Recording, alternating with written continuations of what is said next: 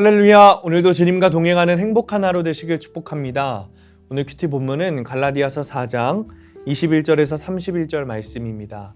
오늘 큐티는 약속의 자녀라 라는 제목으로 하갈과 사라의 이야기입니다. 말씀 질문입니다. 왜 바울은 여종의 아들이 유업을 받지 못한다고 했나요? 바울은 갈라디아 교회에 침투한 거짓 교사들이었던 율법주의자들과 그들의 사랑을 지지하는 성도들을 책망합니다. 율법은 그리스도께서 오시기까지 사람들을 그분께 인도하는 역할을 할 뿐임에도 거짓 교사들은 율법의 규례에 대해서 엄격한 실천으로 성도들을 율법 아래에 살도록 가르쳤습니다. 이들의 가르침에 속아서 갈라디아 교회는 어려움을 겪었죠. 정해진 규칙과 율법 아래에 산다는 것이 좋아 보이기도 하지만 그것은 거짓 가르침이었습니다. 거짓되고 속된 가르침은 우리를 미혹해서 그것의 종으로 속박되게 합니다.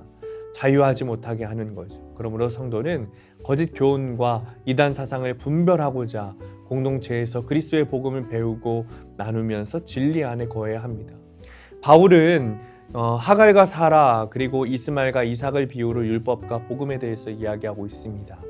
아브라함에게는 우리가 아시다시피 이스마엘과 이삭이라는 아들이 있었어요.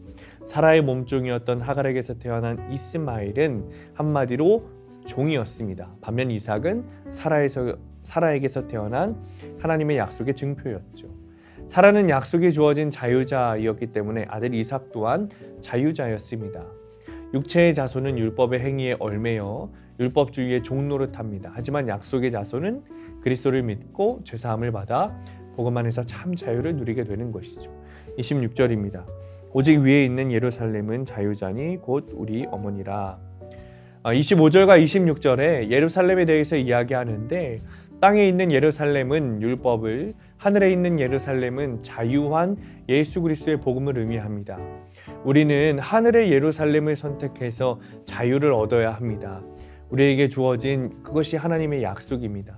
약속을 따라 태어난 이삭이 아브라함의 유업을 입게 된 것처럼 하나님의 은혜로 복음을 받아들인 자는 그분이 약속하신 유업을 얻게 됩니다.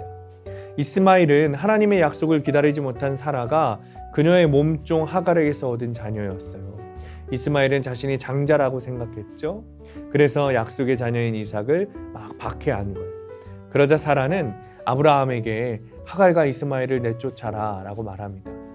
여러분, 육체를 따라 난 자인 이스마엘이 성령을 따라 난 이삭과 함께 유업을 받을 수는 없었어요.